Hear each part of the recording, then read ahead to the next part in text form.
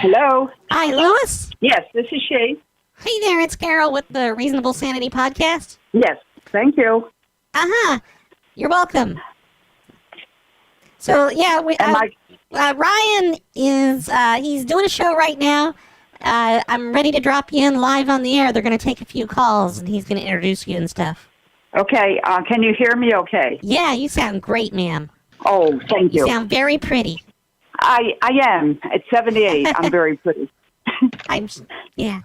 Okay, this is getting awkward. I'm going to go ahead and transfer you over to the show. You're going to hear the show, and then he'll introduce you. Thank you so much. Here it goes. Mwah. And even though the doctors have said 9 out of 10 of them insist that battling gingivitis and other type of teeth disease require, brushing, I disagree. Best I can tell, most of them aren't that accurate. So, hey, anyways, up next we have a shame counselor. Everybody knows of, some of my guilt and a little bit of the things I've let out, but I haven't let them out that much, so it'll be nice to talk to her. So we will talk to her right after this.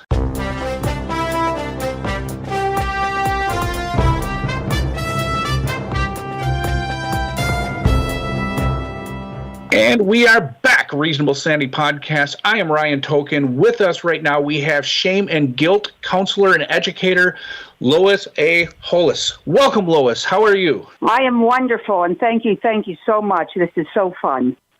Yes. Here's the thing. If anybody wants to know more about Lois, you can go to loishollis.com. You can learn more about her there. But until then... Uh-oh, did Ryan terminate the call? Ryan, are you there, Ryan? Ma'am, I don't know what happened to Ryan. Lois, are you there? I'm here. Oh, my God, I was shaking. I don't know what happened. Ryan just disappeared. Well, I've had a lot of internet problems today, and I know other people have, so I don't think the world's it's you. going to the world's crazy stuff. I'm here. I think it's probably solar flares. Like maybe there was a bit flip. Yeah, no, I'm serious. There's a lot of crazy stuff going on, and I don't, I'm okay. Whatever happens, I'm not taking it. I'm not taking. Lois, we're still on the air, Lois. We're still on the air, so don't say any curse words. Yep. Okay. Sorry. Oh, thank God! I was freaking out. I am not a host, and I don't get paid for this, Ryan. I know. I'm so sorry. I'm so sorry. I don't know what happened to my mic. And I feel like at this point we should reconsider the Christmas bonus thing, because I was a host there, and I don't get paid to be a host. And we know the differences between my pay and your pay. Yeah, these are all things that we can talk about. I'm going to the break room. Okay. All right. So, Lois, if you don't mind, I'm just going to reset up my pitch, and then we'll just go from there, and we'll edit it down, okay? No shame, no guilt. All right. Sounds good. All right. And here we go.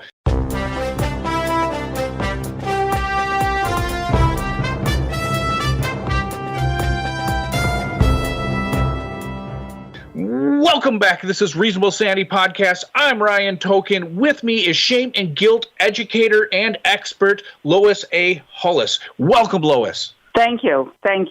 Now, see, I am somebody who has felt shame, and I have felt guilt. I imagine most people have. And the show is hurt. My listeners know a little bit about this, but the things I did in Iran, the things I did, they're so shameful. The harm I caused, the pain, the things I did, there's so much shame there. And I really was hoping that you would say that I should be forgiven. Okay. I'm going to give a quick 30-second thing that can help everybody. Thank you. And all right. Now, I say shame guilt because it's not shame and guilt. Shame is in the unconscious mind, guilt's in the conscious. So it's the same energy. So that's what messes us up since Adam and Eve, that we feel like they're different. It's an energy that comes into us by other people talking, or we shame guilt ourselves. Shame guilt energy doesn't belong to us. It's put upon humanity so we can get rid of it. Yes, the evil comes in, and that's why. See, that's the things that I did. Those families that I just they're gone. Those families that I've taken from this planet by the mass grave. I wasn't me. It was the evil in me that was me. Wait a minute. Yeah, let me tell you something, and this can help everybody. Shame, guilt, energy affects everybody, and we can't blame our mothers or our fathers or our pope or the priest or anybody. Shame, guilt, energy comes upon us, is put upon the planet. Now, what happens to your computer when you get a virus on it? I throw that thing away. I don't deal with that. That foreign stuff, I has no part in my life. I just get rid of the computer. Yeah, if you want to keep your computer. Line 5, Lois, I know your time is precious, so line 5 has a question for you. Line 5, go ahead. I have a question. Okay. I have some guilt or some shame that I'm feeling. When I was a young child, I dropped my brother's toothbrush down the drain, and I don't know how to feel better about that. Okay, now what Ryan's talking about, you're talking about, and everybody talks about is an action that created shame, guilt, energy. You put it upon yourself, and culture taught you to do it. Okay, but you can take it away from you, and that's what I was saying about the computer virus. You have a computer virus removal program, and you have to have a shame guilt removal program. I'm sorry, we're not fixing computers on this show. We are trying to forgive. Okay. Do you think that line 5 should be forgiven for that shame? Well, of course, but the forgiveness. Okay, thank you. Line 3, you're on the air. Hi, how's it going? Good. You're on the air with Lois. What would you like Lois to forgive you of? Oh, Lois, so I am a teacher at a school for the blind, and last week I shit my pants, and I blamed it on one of the kids, and everybody's calling him Poopy Pants now. Can you forgive me? I can't sleep good. Of course you can be forgiven. Of course you can be forgiven. Thank you. And you take that feeling. Okay, take the feeling you have of shame and take it out of you and throw it away because you are forgiven. I didn't need your whole life story, Lois. I just needed you to forgive me. Okay, thank you. Okay, you are forgiven, and you can forgive yourself. And just throw it right in the garbage with my computers that have viruses. So it looks like we're going to do a quick ad, and then we'll be right back. Are you sick of being picked on? Nerd. Please leave me alone. Nerd. Are you sick of local tough guys giving you problems? Give me that. Give me my hat back. Are local bullies always going through your lunch bag? What's in your lunch, kid? Hey, that's mine. I need that. Then you should call 1-800-DIAL-A-CREW and get the protection you need today. All right. When you call, you'll get the full expertise from one of the personal protection operatives that will strike fear in the minds of your enemies. Currently active operatives include Dwight the janitor. Come over there and I'll clean up your mess. Sensei Doug. Stop giving me snake eyes. Judge Bernice. Stop in the name of sassy justice. Downey the clown. I have clown syndrome. Host of Reasonable Sanity Podcast, Ryan Token. Wait, what am I doing here? Marion Jones. Where's the bathroom toaster? Feared Amazonian wrestler Mimi. I'll challenge them to a fight! Female prank caller Rachel. I'll slap your dick on the phone. And our newest member, hypnotherapist Dr. John McGrail, will rape the minds of any would-be assailants. No, you cannot. No, it doesn't work that way at all. So, if you are sick of being the victim to the slightly unhinged people that torment your life, then call 1-800-DIAL-A-CREW. And let our highly unstable team of personal protection operatives show them what senseless violence really looks like. But they all seem hella weak, even to me. We also do kids' birthdays. No thanks, I'm good. Again, call 1-800-DIAL-A-CREW and let us beat the shit out of them for you. Please leave me alone. Call 1-800-DIAL-A-CREW today. And we are back, Reasonable Sanity Podcast. I'm Ryan Token. With us right now is shame counselor and educator Lois A. Hollis. Welcome back, Lois.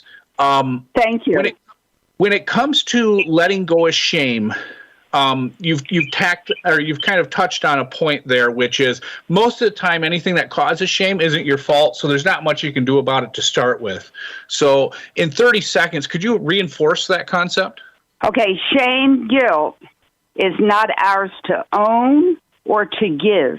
Great. We don't own it. It doesn't belong to me. All right, you're absolutely right. We are not responsible for our actions, nor the feelings we get from them. Therefore, what I did in Iran, the government said I shouldn't be in prison for it, and mentally I shouldn't be either.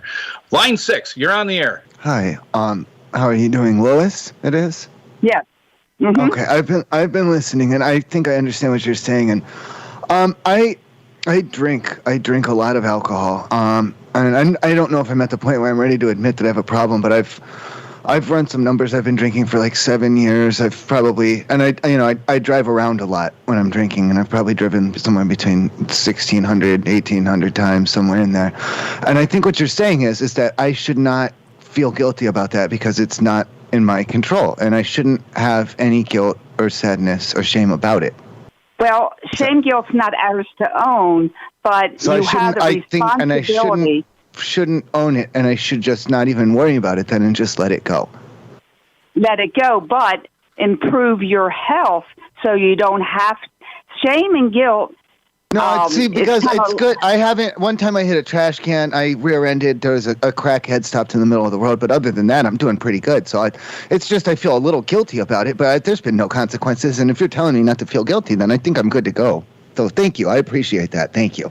Okay, good. All right, thank you.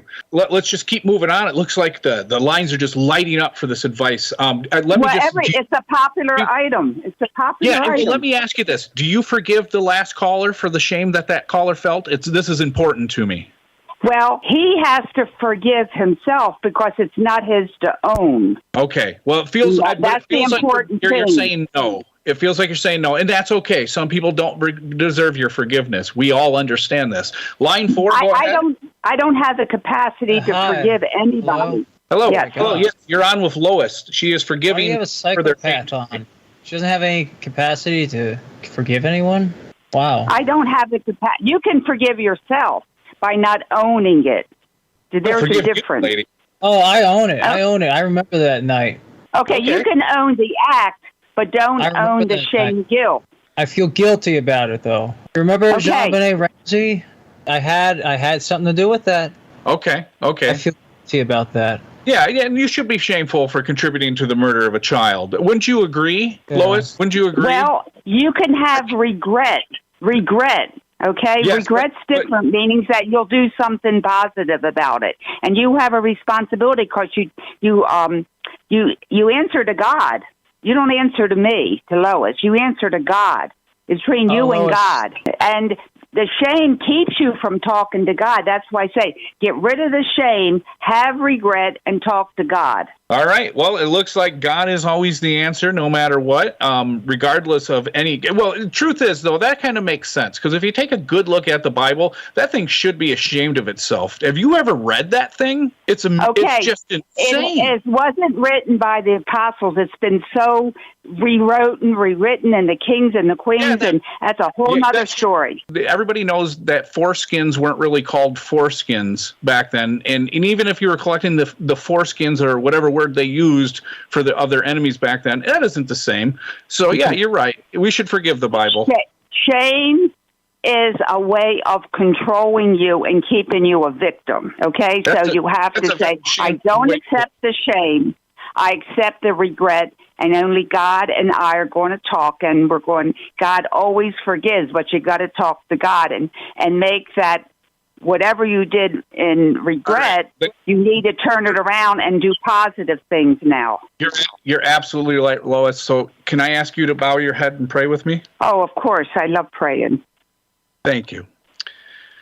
Dear Jesus, please accept my soul when I sell it to Satan for a ham sandwich. Please make sure that this sandwich is tastefully given to me and delicious. For my soul should not go for a cheap $5 footlong, but a very good pastrami sandwich. Thank you and Lord. Amen. Okay. shame and guilt are the enemy of God. So you either choose shame and guilt or God. I choose God. Yeah, sure. Why not? All right, everybody. This has been Reasonable Sanity Podcast. Good night, everyone.